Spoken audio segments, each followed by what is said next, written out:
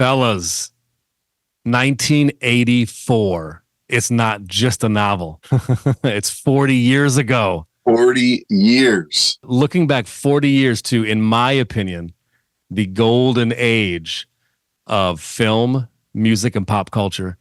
So many films in particular, as well as many of the other things we talk about on V3Cast, came out in 84. Let's talk about our fond memories of the cool stuff from 1984.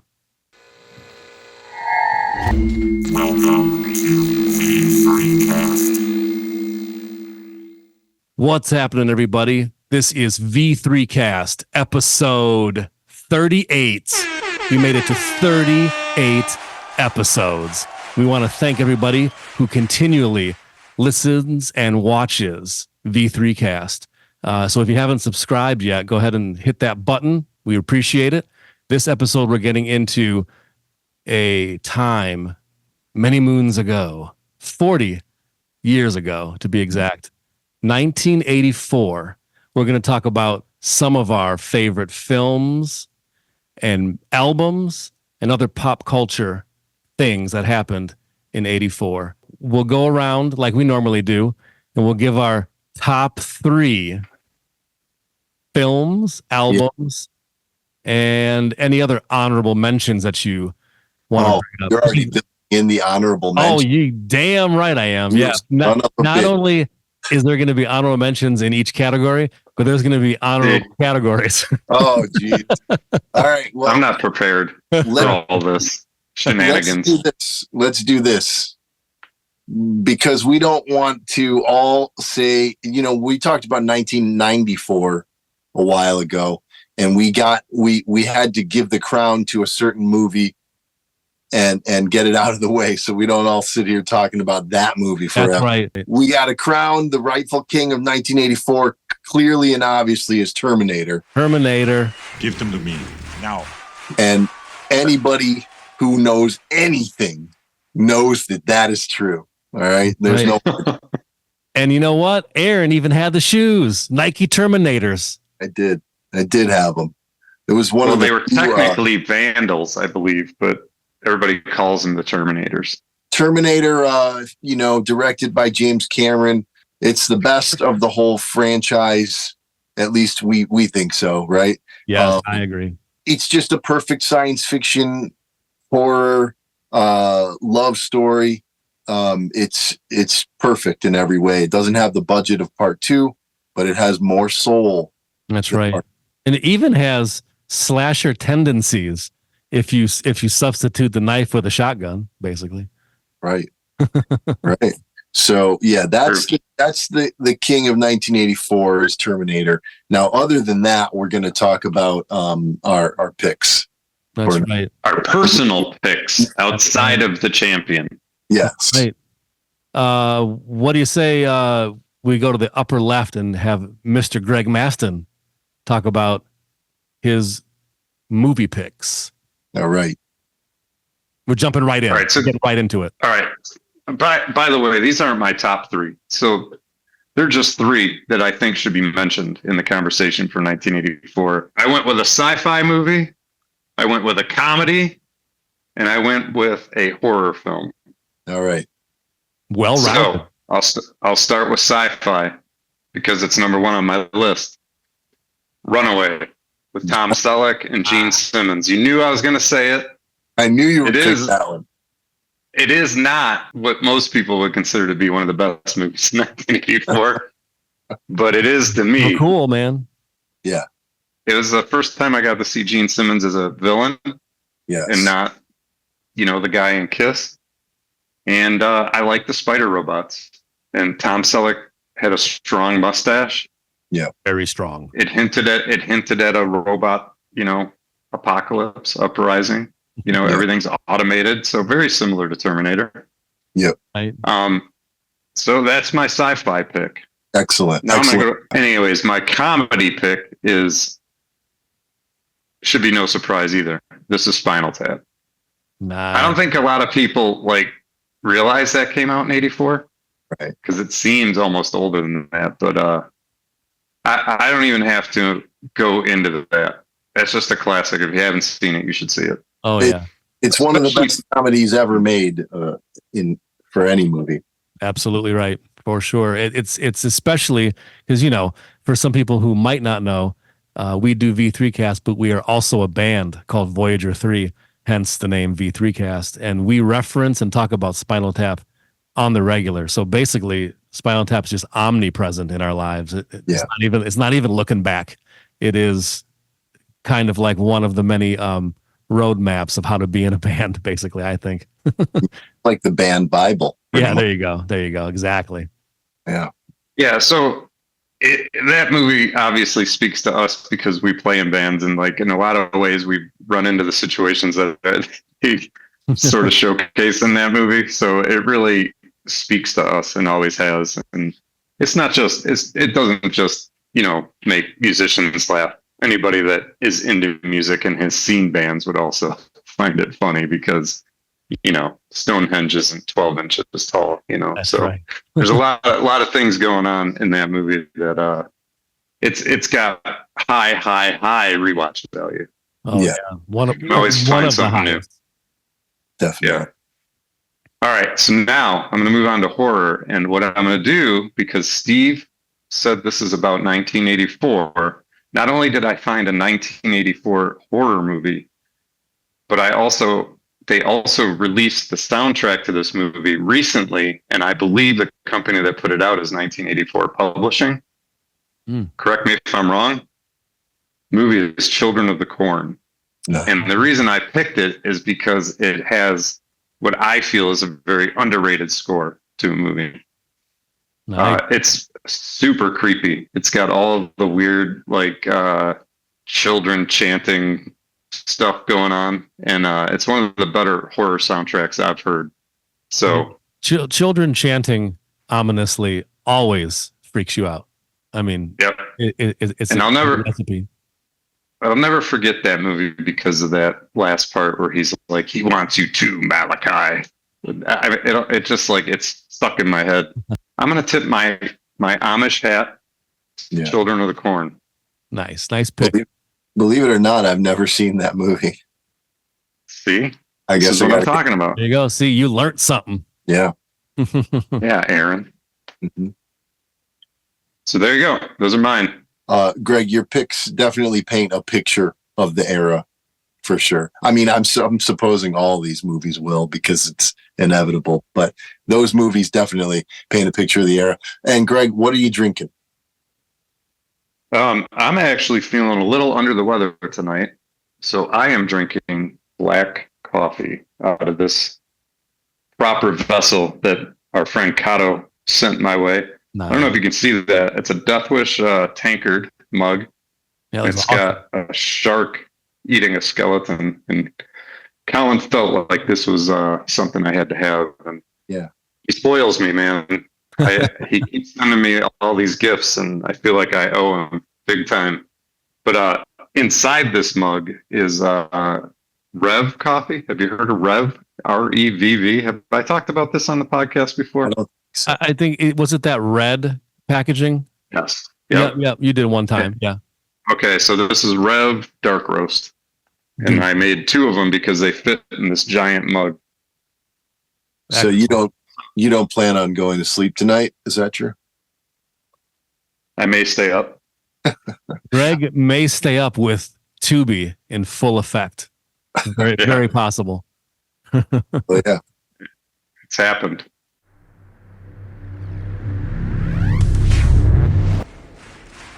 All right, we're bringing to you right now some 84 tidbits. Are you ready? The notable video games that came out in 1984. Are you ready? A lot of these are my favorites. We got Punch Out by Nintendo. Knock him out. 1942 by Capcom. Aaron, I know you like 1942. That's the one with the plane and you can do flip and everything like that.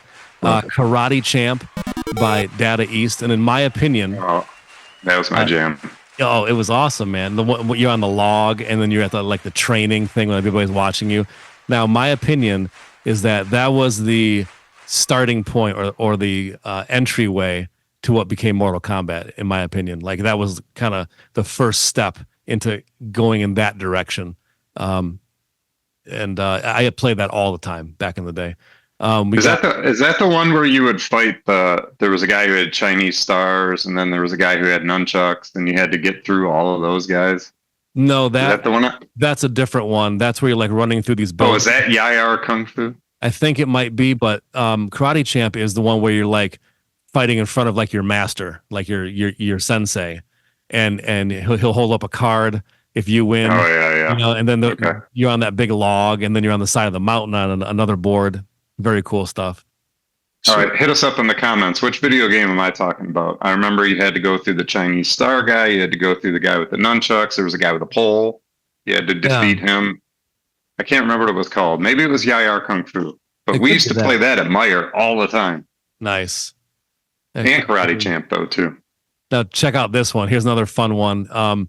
The original name was Hyper Olympic, but in honor of the 1984 Olympics, it was re-released in 84 under the title Track and Field. Remember the two buttons to run, and you had to go nuts and then jump in the middle. You know, I remember that game.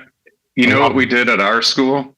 What's that? Do you remember goody combs? Do you remember when people used to wear goody combs in their back pocket? Am I dating myself real here? Thin black comb. It had like a long black handle on it, and you put it in your back pocket, and the handle would stick out of your pocket. It was like a thing. Okay. Yeah. So, anyways, what the burnouts that I hung out with would do is for track and field, you would take that goody comb and you'd put it between your fingers on the two buttons, and you would only have to hit the one side, and it would hit the other side for you. Oh yeah. And that's how you did track and field. Kato will remember that. Man, that's how some of those cats got those high scores. Like, I would walk up to that thing and I would look and I'd be like, I think I did good. And I'd be like 12th place. And then I'd see first place, and it was like 8 times the number that I got on the score. Yeah. It was I didn't have a goody comb. Yeah, it was some burnout with a goody comb in his back pocket. Right. You should have started combing your hair more, Steve. You're right. You are right. Yeah. Hey. Damn. I'd have been hooked up. Goody comb jammed in the back of your Jordache jeans, if I remember correctly. That's right. Aaron, let's hear some of your favorite film picks from 84. 1984. All right. So, I'll start with this one. Indiana Jones and the Temple of Doom. Oh, so good. That was the first Indiana Jones movie I saw. I had to see Raiders of the Lost Ark later. And it's still my favorite. Temple of Doom is still my favorite. It begins. What? Oh yeah, absolutely. It's the darkest one. It's definitely my favorite, hands down. Better than Trammell? What's that? Better than Trammell? I'm a Whitaker guy, man. So the right from the opening scene in the nightclub, with the Japanese guys he has to fight, and the gong rolling through. Oh my god! Hey, anything goes. Kate Capshaw is gorgeous in the movie, and then into the plane, and they get away. It's just nonstop. It's nonstop. Yeah. Now, correct me if I'm wrong. I think this is a fact. That movie is responsible for the rating of PG-13. I think they invented it for that film.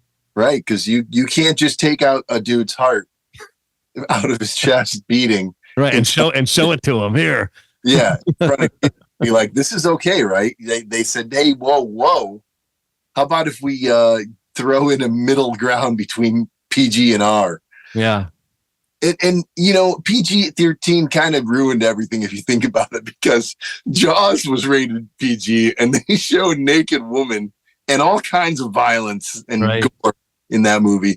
And there were so many movies from the late 70s, early 80s that showed nudity and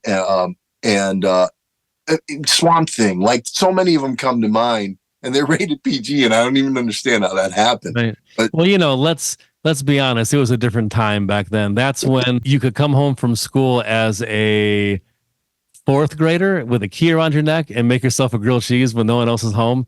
Right. And you could go to the store with a note from your mom and get a pack of cigarettes for your mom. So it's a different time. It's a different time. So yeah, that's my favorite Indiana Jones movie, and this is my only pick from 1984 that I actually saw in 1984. The other two came later for me, like kind of discovering them later. Before we move on, Yeah, I would just like to point out Greg's like, if that I may. if I may interject. Yeah.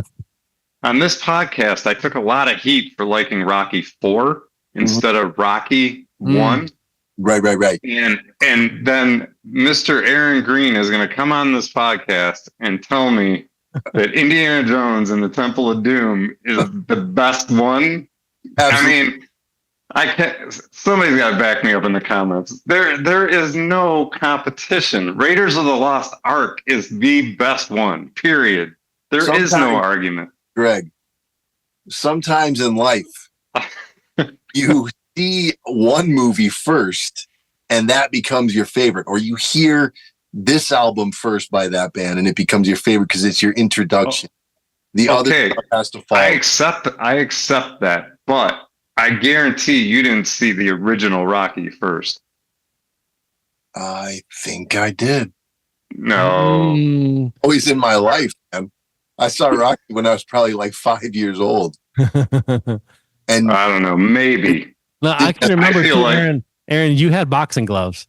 I did have boxing. Like we were super little, and I'd visit in the summertime, and you had a sombrero and boxing gloves. I remember this for sure. Go together, man. No, they're not related in any way whatsoever. But I didn't have those, so I recall seeing that because it was new to me. You had boxing gloves and a sombrero, and then if another thing, if you recall, is I turned the sombrero upside down, put blankets all the way around the edge of the sombrero, and that was our Sarlacc pit when we played with Return of the Jedi action figures. That's a good idea. Oh yeah, actually well thought out. All right, we can move on. I have to point things out when I hear them, and I even give you a little more meat to that. My Indiana Jones and my Raiders of the Lost Ark experience was ruined for years because we rented it sometime in, I don't know, 80, 85, 84 or something, probably right after I saw Temple of Doom. And we rented it and I didn't get to see it all. And my mom's like, we have to take this back. we can't get the late fee. We have to return it for the late fee. And I'm like, but I didn't get to finish it. And she's like, no. We'll get it another time. So I probably didn't see the rest of the movie for 6 years or something like that. Like, it was a while. And I almost lost interest in it, you know? And you get this, like when you, if you see a movie and the sound is screwy and it's too quiet, it can ruin the movie. Or if you see a movie when you're dead tired, and you shouldn't have like gotten a ticket because you knew you weren't going to be able to stay awake, and then you think the movie sucks because you fell asleep. It took the heat for my mom's, it got tainted, and I never forgave her for it, and so Aaron needs to go to therapy, man. Yeah. My second pick is it's a maligned movie, man, and I don't appreciate a lot of the guff that this movie gets to this day. It's the guff that it gets is reguffed because there's a new version of the movie lately, and the new version is beautiful and awesome, but the old version is also awesome. Dune 1984 is an awesome movie. It gets flat. I don't know why people don't understand. Maybe they've never seen a David Lynch movie. This is what he does. Not only that, but the book itself is very weird, very surreal. It's not a typical narrative. There's nothing typical about the way it moves and about the way people talk to each other, about the names of things. David Lynch's Dune very much captures the book, in my opinion. It's a story that's been told multiple times. I mean, there was that sci-fi channel version in the 90s that was also pretty decent. It was all right. And the new one with Timothée Chalamet is just beautiful. It's awesome. Part 1 and 2 are excellent. But the original is awesome too.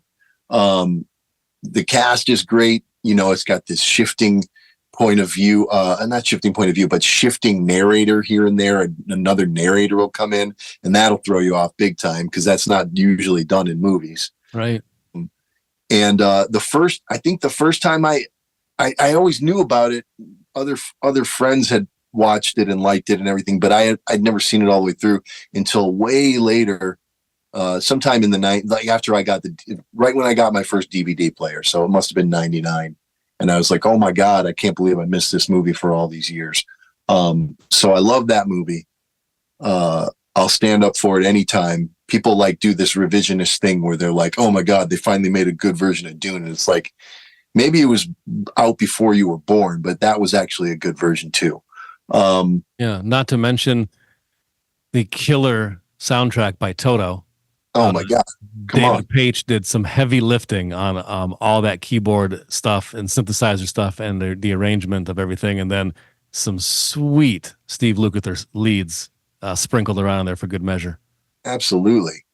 And yeah, I think that Dune soundtrack came up recently on, when I'm working, I put on instrumental, some days I'll choose instrumental soundtracks. Some days I'll choose ambient. Some days I'll choose, instrumental, synthesizer stuff. And on the day that I was doing motion pictures, Dune came on from that era. And I was like, man, I forgot how good this soundtrack is. So it kind of made me want to watch that movie again. So it's timely that you brought it up. Do it. Watch it.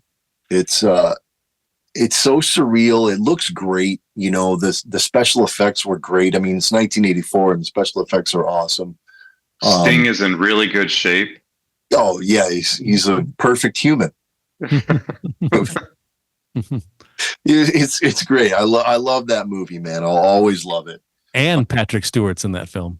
Yeah. Oh man. Patrick Stewart. Yeah. Forget about it. And then my third pick for movies is, I had to include it because what year are we talking about? 1984. Okay. So the fact that they were able to, take a book that was, I forget when the book was written, but make the book of 1984 into a movie of 1984 and release it in the year that it's supposed to take place is monumental. I mean, that's a lot of planning.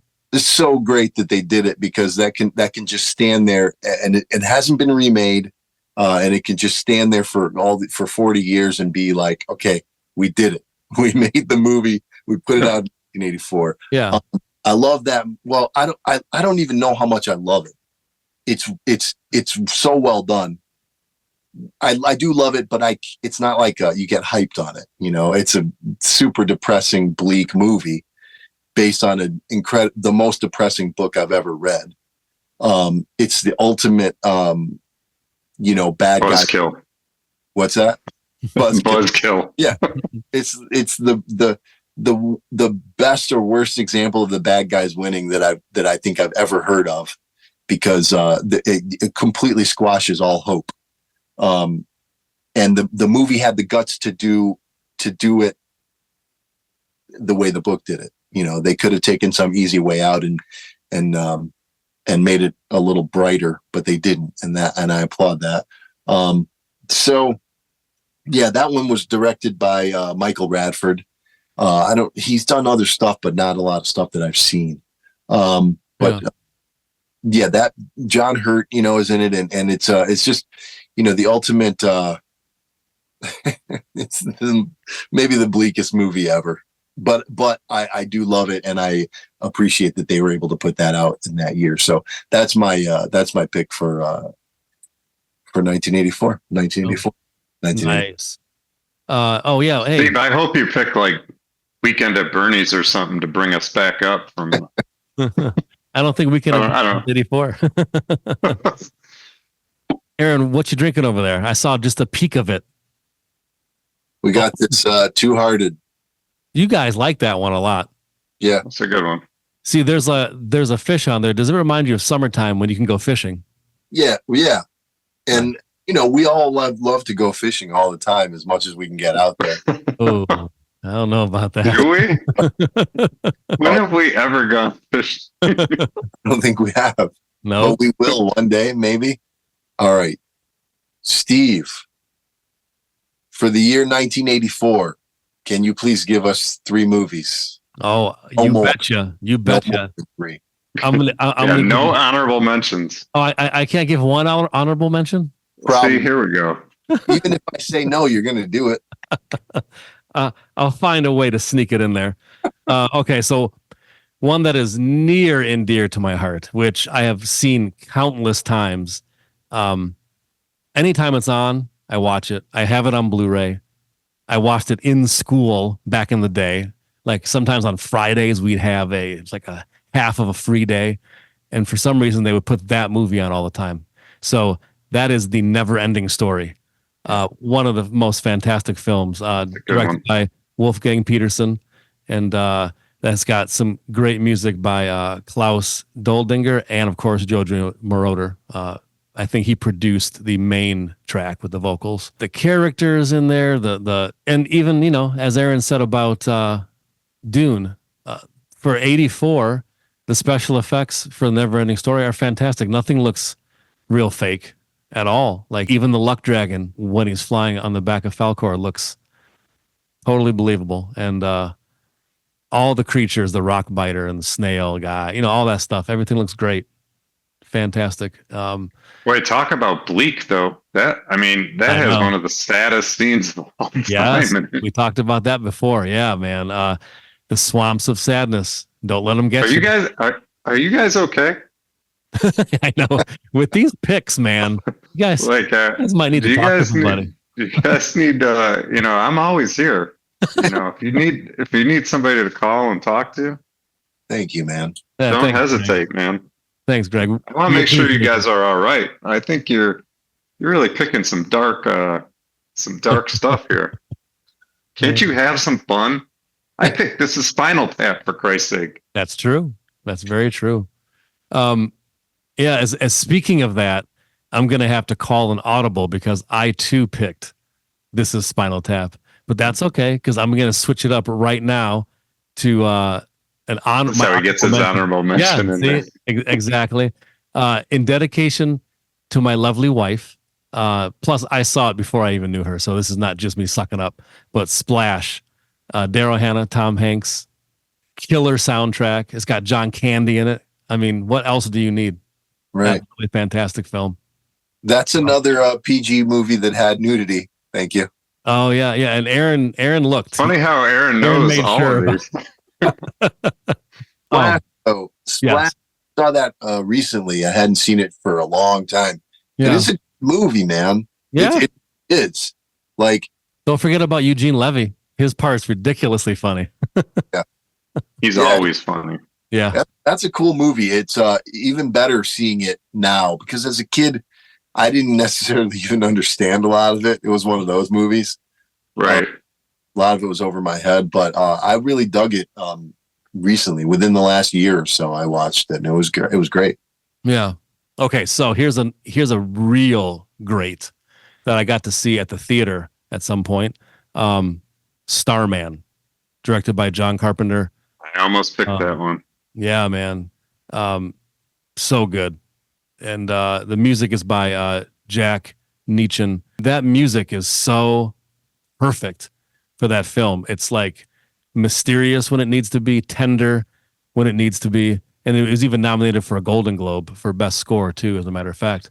But that movie, man, unbelievable, right? Doesn't it pull at the heartstrings? Seriously. Yeah. I think the music is amazing. The movie is amazing, too. You know who's in that movie, Aaron? Jeff. Who's the female? Yeah, and who's the female co-star? Yeah, Karen Allen. I need to. I haven't seen Starman in a long time. I need to see that again. I need to brush up on that one. Yeah. Who else in it? Yeah, it's not like so when you think of John Carpenter, obviously you think of horror and sci-fi, and it's a really different feel for him. So I think it's great. Yeah. I mean, he crushed it for directing. I mean, everything was just put in just the right frameage and focusing the storyline, everything about it. It's really a flawless film in my opinion. Nice. So that's our films for 1984. Up next comes some of our favorite albums released in 1984. Steve, before we get into that, what are you drinking? Oh, Since we've already covered ours. You know, there seems to be a little bit of a theme tonight of coffee. So what That's I a white have Red Bull. is a Java Monster. Oh wow. It is Steve's staying up late too. that's right. See that? Loca Moca. I don't know if you can see it on the very top. Loca Moca. So it's a chocolatey coffee mixed with energy drink. So you give it a light inversion, or our term is a Red Bull shake. Right. And then you'll see if we can hear any of this. The mic a lot of times cuts it off. Let's see. I don't know if you can hear any of that. That was huge. Ooh, that's good. That's chocolatey. Now, in honor of 1984, I'm going to pour this Java Monster in my Terminator collector's cup from Nice. Fright Rags. What do you guys know about that? Give them to me. Nice. Now. Does that drink there, Steve, does it taste like Ovaltine? It looks like it would taste like Ovaltine. You know, I've never had Ovaltine, so I don't know. Okay. But I mean, it's chocolatey and it's coffee-y. Yeah. So I don't know. I'm not sure. It's good. I've had it before.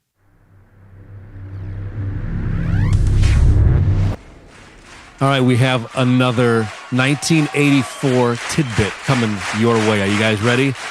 Top toys of 1984. Man, I remember a lot of these, so check it Stretch out. Armstrong. That's not on the list, but Cabbage Patch Kids. I can remember when that stuff was on the news and like grandmas People were fighting each other for it. Oh, yeah, man, it's ridiculous. Come on. That's not what we were playing with, man. No, I know, but I'm trying to be general. I'm trying to be all inclusive. We got Transformers. Yeah. Because there you go. Now we're talking. They had just started their television run, which went from 84 to 87. So that was a hot topic at that moment. G.I. Joe was also right in the middle of their cartoon run, 83 to 86. G.I. Joe! G.I. Joes. Rainbow Bright was huge. Oh, and come on. Care Bears were huge, man. Oh, And we're gonna close it out strong, gentlemen. Are you ready? He-Man and the Masters of the Universe was huge because they were in the middle of their cartoon run, which went from 83 to 85. Tons of episodes, and I watched every single damn last one of them for sure. okay. So, Greg, what are your musical picks? What are some of your top albums? 3 albums of 1984. All right. So number 1 will come as no surprise. Kiss Animalize. There you go. Oh yeah, It's an underrated. Kiss. I feel like that's an underrated Kiss record, though. Like, I don't know. Like, that was right when Gene Simmons was like off doing movies. Obviously, he was in Runaway, and Paul Stanley he hit a home run, man. Like, I don't know. I think Animalize is one of the better non-makeup records, in my opinion. So, What's one of the singles on that one, just so I can place it? Heaven's on Fire. Yep, good song. Yep. Yeah. So, I mean, there's a lot of good songs on there. So And that's Eric Carr, right? Drummond. Yep. Yeah. Yep. And I think that one had Mark St. John on it. He was only on one record and then had to quit because he had some kind of problem with his hand or arm or something. So in that era, 1984, I was way into hair metal. That was primarily all I was listening to. So the other big one for me that year was Twisted Sister, Stay Hungry. Yeah. Oh, that's a I classic. just remember that record being huge and wearing it out because I really like that cowbell pattern in We're Not Gonna Take It. So like I remember having my cowbell set up on my drums and like sitting there and trying to figure out how he played it. Yeah. And I was like, oh, he's just playing the cowbell instead of the hi-hat. Right. It's not that hard. So when that opens up to you, you're like, oh my God, I got it. yeah. So Twisted Sister, Stay Hungry. I have a lot of records that year though, but I'm gonna also mention a record from 1984 that I didn't discover until way later. But it's probably one of my favorites by this particular band that you guys know I'm obsessed with. But Poland by Tangerine Dream came out that year. And I didn't realize until I was doing the research for this that Poland came out that year. So I think that is probably one of my favorite Tangerine Dream records. Cool. Very nice. So those are my three. I have a couple honorable mentions, but I'm not going to mention them because I play by the rules. Well, you know, if you had to mention one of them, let's just say no. No, I'm not. I'm not doing it. What would it be? No, I'm going to leave everybody guessing. Is You're Gonna Burn in Hell? Is that on that album or is that later? Yep. Oh, and Yeah. that's solid. Yeah. I think they have a song called Captain Howdy on there that was particularly creepy, and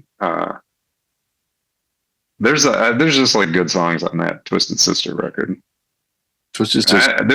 There's some about the production of that too. It's like really, I don't know. It's kind of weird. It's got a very unique sound. It's almost like it's in a tunnel or something. Yeah. There is a unique ambience, like around the drums in particular, to me. Yeah, that's what I'm talking about. Yeah, the drums have like a real distinct sound. As soon as you hear it, you know it's that record. Yeah. Excellent. Good picks, man. Absolutely. My 1984 music. Okay, so I have a very obvious one because my favorite band is Iron Maiden. So Power Slave came out. I knew you were going to pick that. Yeah. Of course, I'm going to pick that. I saw that on the internet when I was looking, and I'm like, I know Aaron's picking that. I know he is. Yeah. Not only is It's a good one. 84, but it's one of my favorite albums from them anyway. And it also, when the first album I ever heard by them was a few years later, but it was Live After Death. So the first time I ever heard anything from Iron Maiden, it was that album live, hearing the energy of the crowd and everything. And that was the tour that they did for Power Slave, the World Slavery Tour. So they played that album heavily, a lot of that stuff from that album on that album, on that live album.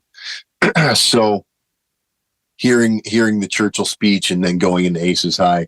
And then when I got the actual Power Slave album, Aces High starts it out, 2 Minutes to Midnight. It's a beautiful album. I mean, it has it has Rhyme of the Ancient Mariner on it, and that was back at a time where Iron Maiden wasn't routinely writing 12-minute songs. Now that's like almost all they do. But back then, it was novel, and so for a long time that was my favorite. Like if anybody asked me my favorite Iron Maiden song, I'd say, well, maybe I'll go with Rhyme of the Ancient Mariner because it's more bang for your buck because you get to listen to it for 12 minutes. But that's a great album, of course, and one of the best album covers that has ever been made. You can fit 3 or 4 normal songs in the length of that one. Right. Right. So here's where we might have some overlap, Steve. Is a little prediction here. I could be wrong. But the first full-length Butthole Surfers album, Psychic Powerless and Other Man's Sack. No, I did not pick that one, but that is a hell of a good pick because that's a hell of a good record for sure. Oh my God. It's perfect. That's the first album I ever heard from them. The first song I ever heard from. I was in 6th grade and my friend who was in 8th grade, Dara Bacher, played it over the phone. We were talking on the phone. And she's like, listen to what my brother is listening to. Because she had 2 older brothers that were into punk rock. So she said, listen to this crazy crap. So she played it over the phone for me. It was Lady Sniff. So not the first song on the album, but still Lady Sniff. And I didn't understand what I was hearing. The guitar sounded out of tune. It was funny, but it didn't really sound necessarily like music. But everything he was saying, I was like, oh, I can't believe he's saying this stuff in the song. I can't believe his voice sounds like that. And I didn't know what was going on. But the next time I talked to her, I was like, hey, can you play that song again? And over the phone? Over the phone. I found it, probably like that weekend. I went to Eastland Mall and saved up my money, my allowance money, and got that tape. And so that was my. Yeah, and you didn't eat lunch all week to get a cassette. Hey, Right. man, I know that move. Right. Yeah. And I remember the first time I listened to the whole album, I had my old friend Tony over, and we were creeped the fuck out because Cherub, not the freaking artificial sugar stuff, Cherub, but Cherub, that is a really creepy song with all that weird, I don't even know, is it feedback? Is it some stuff he's doing on the processor, the vocal modulator? I don't know what's going on in that song, but it scared me, and I was like, I don't know if I can even listen to this, because I was only like in 6th grade and I was creeped out. But then I stuck with it. It ended up being, one of my favorite albums from one of my favorite bands of all time. Yeah. Love it, man. Love it. Great album. Perfect album. And then this one, along with Temple of Doom being the only movie of my picks that I actually saw in that year, the next one is the only album that I listened to in that year. The other ones I discovered later. But the first Run DMC album, Run DMC, that, even though it's not my favorite Run DMC album, it's still revolutionary. It changed everything. Before that, people knew rap songs here and there, like Jam On It is also from 1984, but that's not even an album. That was a single, and then I don't know when Nucleus ever put out a full album, if they did, but people knew rap songs here and there. You'd hear them on the radio, but Run DMC was like superstars. They were the first rap stars, superstars. Right. They were the first rap group that had more than one hit, more than 2 hits. They, as far as I remember, and they had a style that was different from everybody else's. They looked different. And that album has a bunch of great stuff on it, Sucker MCs and, It's Like That, and That's the Way It Is, Hard Times, Jam Master Jay, like that. They wrote the book, man. I mean, without Run DMC, there's no Beastie Boys. Without them, there's no Fat Boys. Without them, there's no LL Cool J. All that stuff. I don't know if somebody might say I'm wrong, but whatever. As far as the way I looked at it back then, they were the where everything sprouted from. Yeah, not they opened the door. For not the first ones or anything. No, there was other stuff before them, but they were the breakout. They had the commercial success. They were on MTV. They were out there. They were crossing over with Aerosmith a couple of years later. All these things that all started on Run DMC's debut album. So they had the Adidas on. Can't beat it. They put Adidas, no laces. So there's nothing like them to this day. Yeah. The thing I say is like, this is the best thing ever, but whatever. That's what this podcast is about. We don't like. Yeah, exactly. If we're not talking about it, it's not the best thing ever. All right. Anyway. Steve. Okay. I have 3 really kick-ass records. The best ever. Are you ready? Yes. he's got more than 3, by the way. No, I only have 3. Oh, wait. I do have an honorable mention. Sorry. I'm trying to think, are any of these real time? I don't think so. My first one is I liked it, but I didn't own it. The rest I discovered later. So my first one is the soundtrack to Terminator, which was composed by Brad Fiedel. And as much as we love the film, The Terminator, we absolutely love the soundtrack as well. One of my favorite things about the soundtrack is on the original release, side 2 only has a couple of cues from the film, and the rest of it are these fake pop songs that they put into the movie so that they could have a pop or rock songs in there. And those songs are actually really good. I really like them a lot. So that's a very favorite record of mine. And as I mentioned, hold on though. Isn't that the one? Is she listening? Her roommate listening to that one of those songs while her boyfriend's getting destroyed. Yes. Yep. Yeah. She has the headphones on and she's rocking in the kitchen. And meanwhile, yeah, the boyfriend's getting murdered and she's trying to make a sandwich. My film teacher pointed out back in college that technology is constantly betraying people through the whole movie, and it starts with like those kinds of things, like Sarah's phone goes to voicemail when somebody's trying to warn her not to, they're trying to tell her that like get out of Dodge. Yeah. And her voicemail gets it. And then that her roommate is listening to music on her headphones, and the technology betrays her. So she has no warning and can't help her boyfriend, can't get out of there. It's like, it's all through the movie, Yeah. That's awesome. Yeah. I like stuff like that. Yeah. So that one, I knew about it, shortly after I saw the Terminator, but I was a little too young to be collecting recorded music. So I didn't have any of these picks, right away, but the next one, Van Halen, 1984, untouchable record, because for me personally, it brings in a lot of the synthesizer stuff that obviously I love a lot. So you get all the rock goodness of Van Halen with a whole bunch of keyboard as well, an Oberheim synth to be exact, an OBX. So many of their iconic songs, they're on fire. They even covered new ground, like for example, the song "I'll Wait." There's not a song even now that sounds like that song, but definitely they didn't have a song that sounded like that I know of anyway. Yeah. Incredible textures and ground covered on that record. And then in celebration of me just seeing the Beat tour, which is the reconvened 80s era of King Crimson. Well, two of them, I should say, but Three of a Perfect Pair by King Crimson. So Beat is Adrian Belew and Tony Levin from that era, the 80s era of King Crimson. Now, Robert Fripp retired, and so did Bill Bruford. So they have Danny Carey on drums, and they have Steve Vai on the other guitar, where Robert Fripp would be. And they're on tour, and the show is off the hook amazing. If you are a fan of that era of King Crimson, it is exactly what you need and wanted, for sure.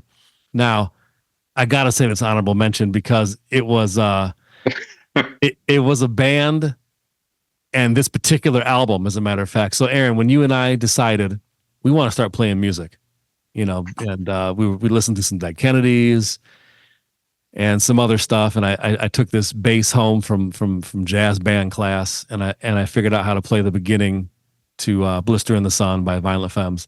But this record in particular that I'm about to say really kind of made me realize, okay, a song has these parts and they go back to these parts. And for whatever reason, this record helped me understand that more than other records. I don't know why that is, but Black Flag, My War.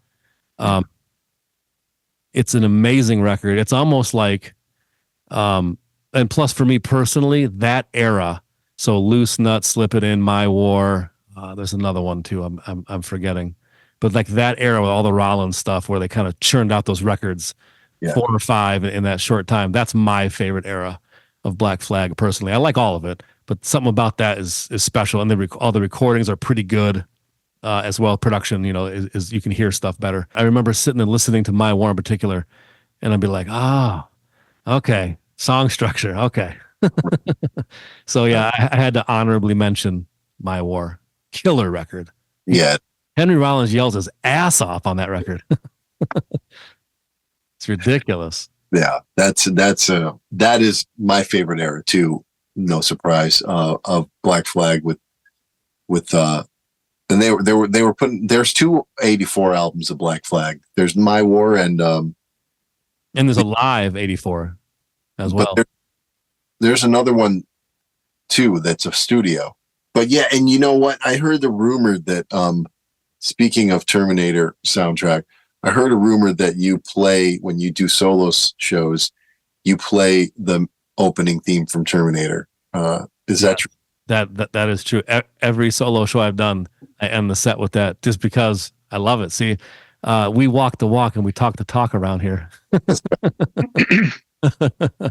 I'm not faking it, man. I that's one of the best scores ever to a film, man. And the cool part about that, I'll give you a little tidbit that I read in an interview one time, is that the time signature of that main thing, it's basically in 7. It's like 7 and change. It's like, but if you had to commit, you would count it in 7. It wasn't even supposed to be that way. I think it was supposed to be straight, but he accidentally clipped it in his sampler editor, whatever he was using at the time. And he made a mistake. And that's why it kind of cuts like sooner, but he went with it, and I can't imagine it any other way. And I already said this in a previous episode, but that's all right. It's worth repeating. Yeah. Yeah. Those happy accidents like that sometimes are the most valuable or memorable or important things that can happen with any art, I've found. Yeah, absolutely.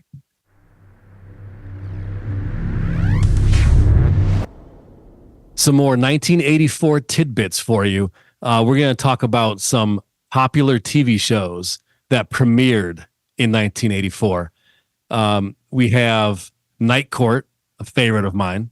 It's kind of a sitcom with Harry Anderson was a comedian who played the judge, and also John Larroquette played one of the lawyers in there. And for all of our horror fans that are listening, John Larroquette is also the actor who was the narrator at the beginning of the Texas Chainsaw Massacre. So you should appreciate that little connection. Marky Post. Oh yeah, that's right. Aaron, Marky Post. Remember her? Right. She was the lawyer in the other lawyer, like she was the prosecutor, and John Larroquette was the defense, or vice versa. I can't remember. But something like that. Hilarious. Miami Vice also premiered during that time, and we had a wonderful score, opening theme by Jan Hammer. Very quintessential of that era of electronic music and TV theme songs. Yeah. Also, the second installment of V, which is V: The Final Battle, aired in 1984. 3 episodes, 3 days in a row, and it was marvelous. One of the no best. Mr. Belvedere that year? No, one of the best stories ever told. V: The Final Battle, man. Yeah. I used to watch that every year because I recorded it off TV when Channel 50 replayed it. And so probably from 1984 to 1993 or something, I'd watch it every year. Yeah. Stupendous stuff for sure. I got one more tidbit or major event from 1984.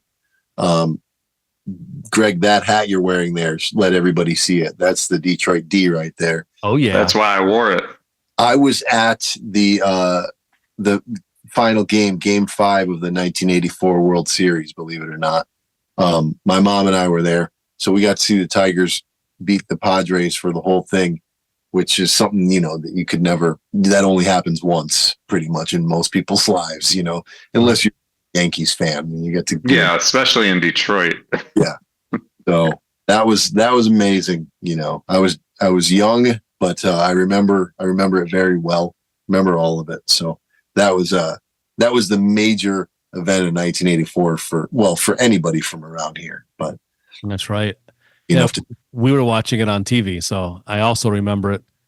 Yeah, very cool. Very, very cool. Yeah, and we're overdue to head back there, by the way, and bring it home. Two more 84 tidbits. The Olympics were in Los Angeles, if you recall. And I remember seeing those events, and it was really hyped, I remember. And one of our favorite composers of all time did the main theme for the 84 Olympics, John Williams. You should be able to find that theme on YouTube, I'm sure, in various forms. But that was a very triumphant, high energy theme, and that was done by John Williams.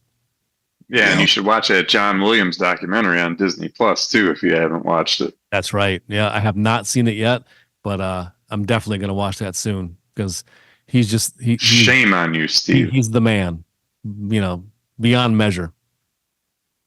Yeah. The other last tidbit for 1984 actually hits close to home because I use their products every single day. But Apple released the very first Macintosh in 84, and they had a sweet commercial for it. Do you remember this like dystopian, like borrowing vibe from 1984? Yeah. In 1984. See, there's all this full circle stuff. They only aired that commercial one time. One time. That's it. And it made that big of a splash back then. And Mac is still going strong. Apple's still going strong to this day, man. I use their stuff every single day, and it makes designing and production, better and a pleasure, honestly. So cool stuff. Oh yeah.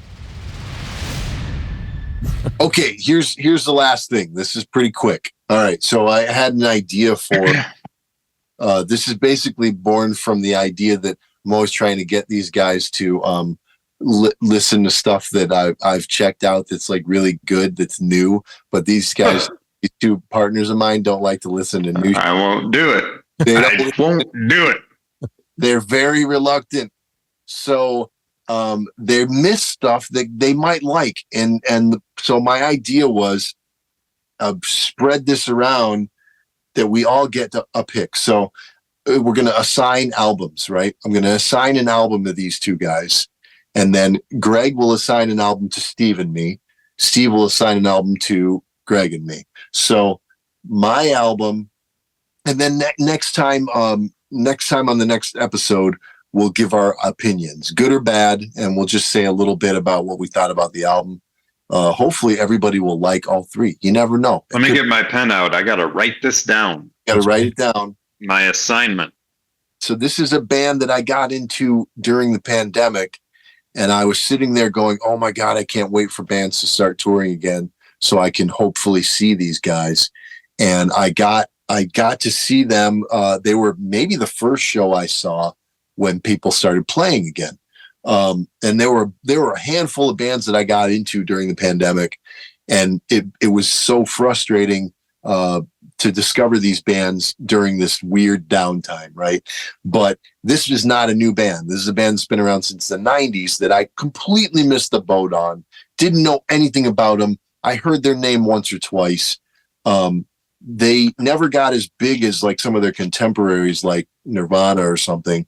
But they're a great band. They went away for a while and they got back together.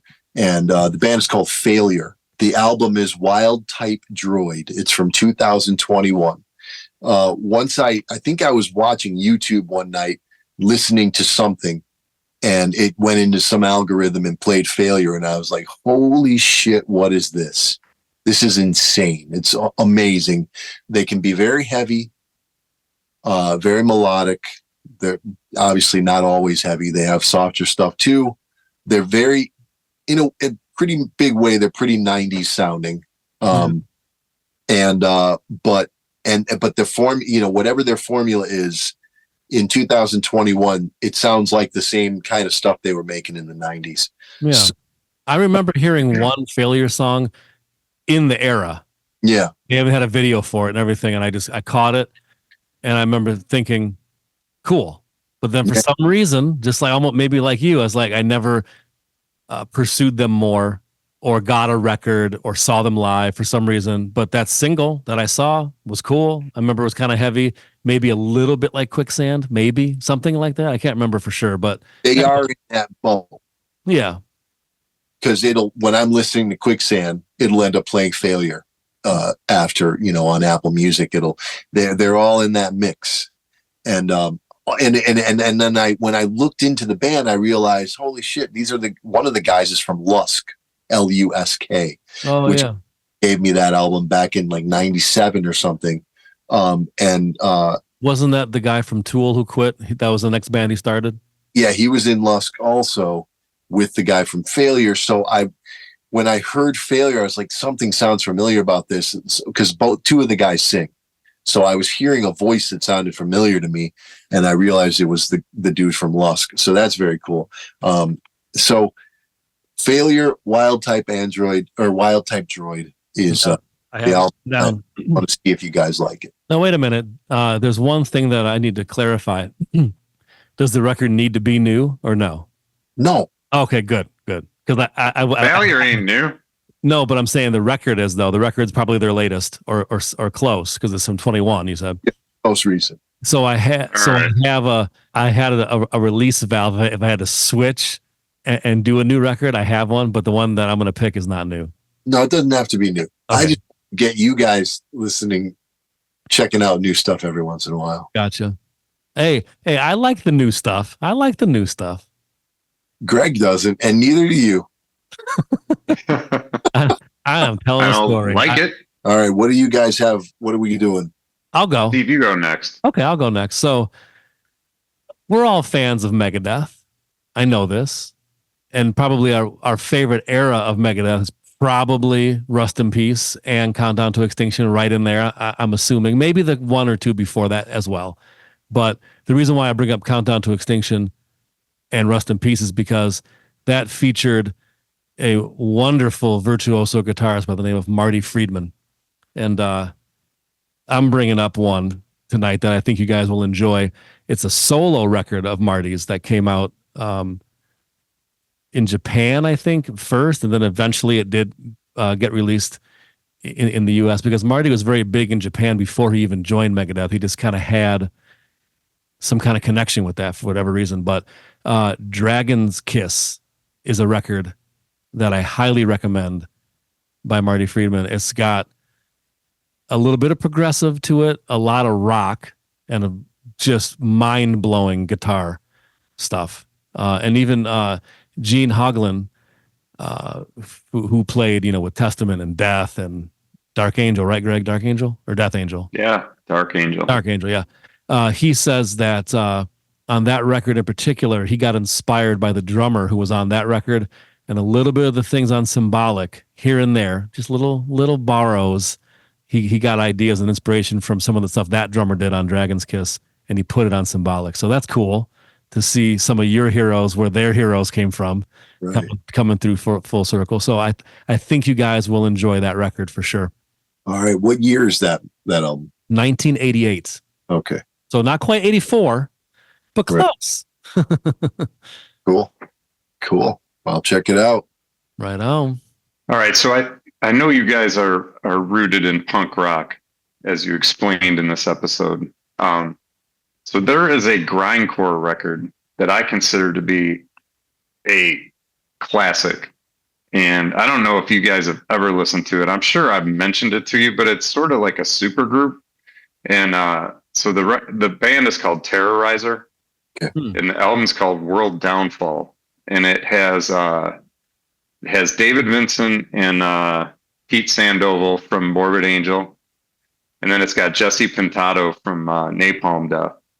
And it, so Pete Sandoval was sort of known for being like one of the first guys to do like blast beats and stuff. But there's something about this Terrorizer record that has like a punk rock element to it that I think you guys will appreciate. I know it's like, you're probably going to be like, oh, this is just some heavy metal bullshit. But it's a classic. And, it came up, somebody was talking about it on Facebook, and they were mentioning Terrorizer World Downfall. And I'm like, man, it's not a long record by any means, but it's just awesome. So it's kind of like out of left field. Everybody was expecting me to pick some weird, like obscure Tangerine Dream record. So I like to keep people guessing. There you go. So I'm going to go back to my metal roots and recommend Terrorizer World Downfall. Excellent. So that's an early morning record. That'll get you going. Yeah, right. Yeah, it's sort of a super group. And anyways, that's my pick for you guys. Excellent. You can thank me later. Oh, yeah. All righty. So that is our episode for 1984, 40 years ago, a super important year for film, music, television, toys, at least in our opinion. Somebody who was born 20 years before that probably has a different opinion, but that's okay. It's all relative. Right. So if you dig what we do here on V3Cast, give us a like and subscribe to the channel. It helps us out. It helps spread the word and makes it easier to do more videos in the future. We usually talk about stuff not that different than this, favorite actors, favorite albums from certain eras or certain bands. And of course, we are a band ourselves, Voyager 3. So visit voyager3.com, VOYAG3R.com. And until the next episode, watch something good and listen to something good.